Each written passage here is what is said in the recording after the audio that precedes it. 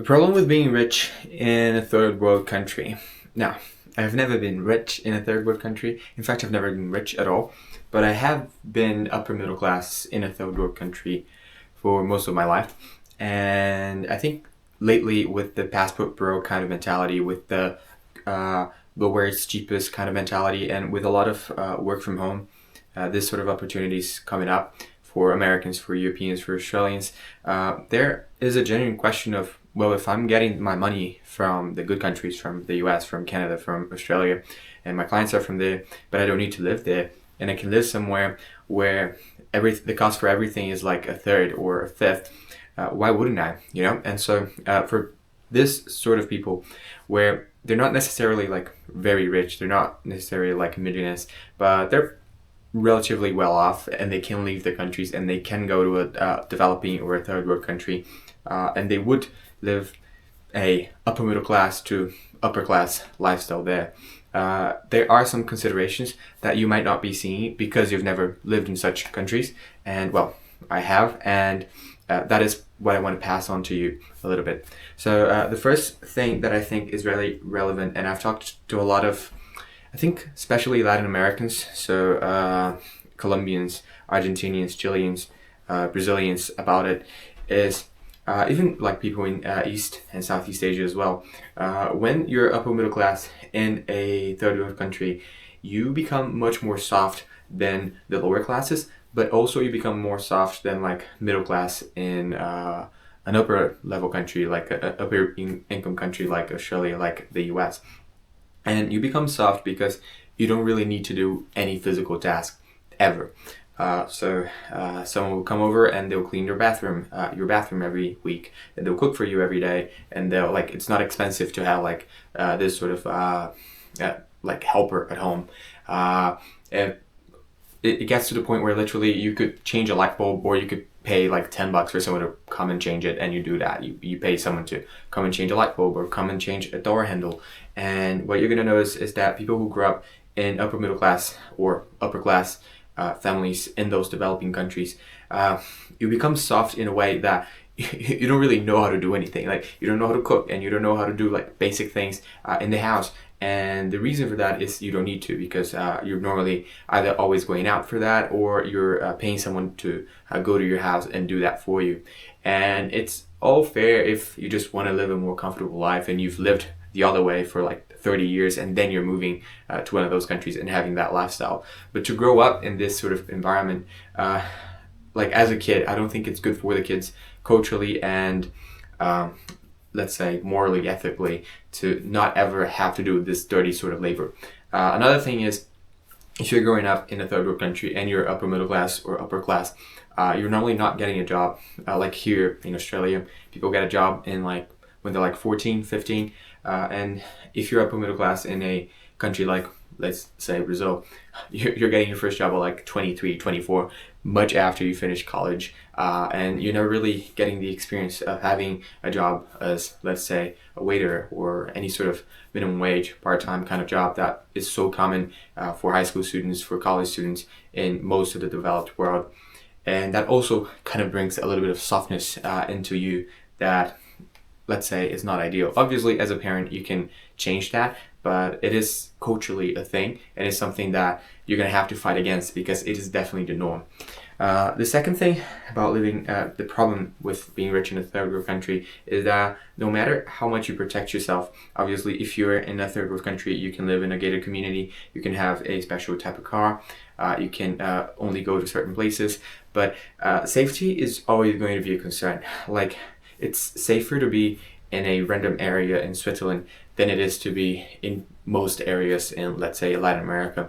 And unless you're willing to sort of be a prisoner really and only stay in certain areas, you're bound to leave. Your kid is bound to go to a party, or you're bound to like do a little road trip and all that. And safety, I believe, is always going to be some sort of concern. So that's a second consideration. Third consideration, obviously, it doesn't apply if you send your kids to international schools, but like I said, international schools might be really expensive, and if you don't like their environments, or if you want your kid to be more like ingrained with the local culture, you might tend to send them to a normal private school or even to a public school. And if you send them to a public school in a third world country, the likelihood that they have really bad education is really high. But even if you send them to a normal private school, high school diplomas, they're not equally recognized worldwide. So like if you had a European Union diploma, high school diploma, the probability and the ease with which you can get into any university in Europe is much, much higher. And there's a set of countries that have signed the Lisbon Convention, where it's just like I'm gonna pat your back, you pat my back, and like pretty much they all recognize sort of their high school diplomas. But the country where I have my high school diploma from, it actually isn't one of the signatories. And so I've had problems where at a certain point I try to apply for university in country A or country B, and they had extra requirements for me exactly because my high school diploma was from a third world country. So obviously, again, like the softness thing, you could avoid it, but it's still something that you're going to actively have to fight, because just on average, if you just send them to a normal private school, that is something that they're going to have to suffer with. Another thing that you probably don't know, but having lived in a third world country for a while, when I was applying for a visa to come to Australia, even though I had a grade A developed country passport, quote unquote, because I had lived for a certain amount of time, I think it's longer than like 6 months, in a developing country, where tuberculosis risk wasn't zero, I had to do a TB test, even though I didn't live in the country anymore. And I think I paid 250 euros for that. So that is also something to consider. If you have, even if just having the passport, or having lived for a while in one of those third world countries, you might have extra test requirements or vaccination requirements or security requirements. Obviously, my country, it isn't particularly problematic on the security requirements, but you could think that, for example, if you're from Iran, if you're from Afghanistan, obviously, for example, to just get a visa to get into the US, if you've ever been to those countries, not even lived, but if you've ever been to those countries after 2011, you're not eligible for the ESTA. So that is also of consideration.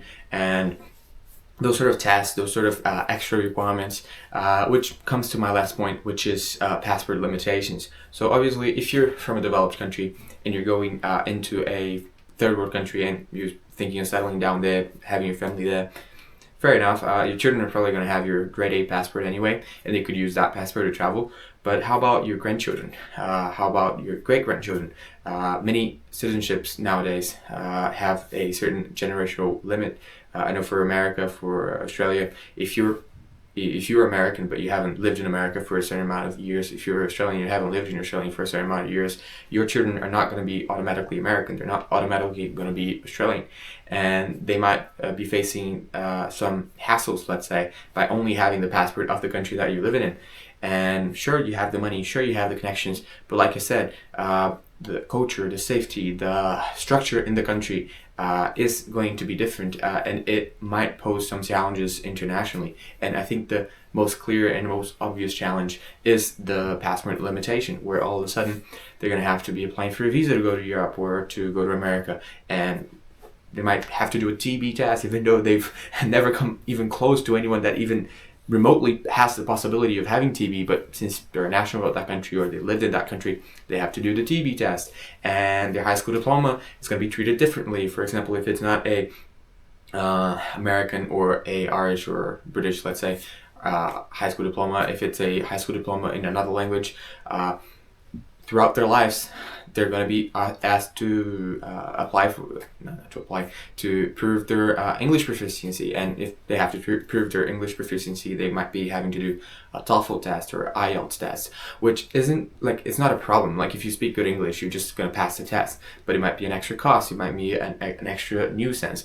They might not be eligible automatically for certain programs. And so it's a lot of small little details that end up adding up.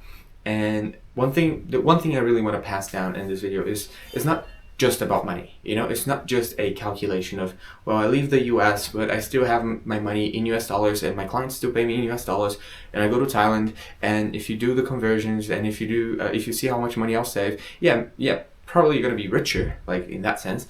But in a long-term horizon, there might be certain cultural and structural and even legal challenges that you might be facing, and especially your children might be facing, your grandchildren might be facing, that might make it actually not worth it for you to actually move to a third world country. So yeah, this is the video. I hope you guys enjoyed it, and see you next time.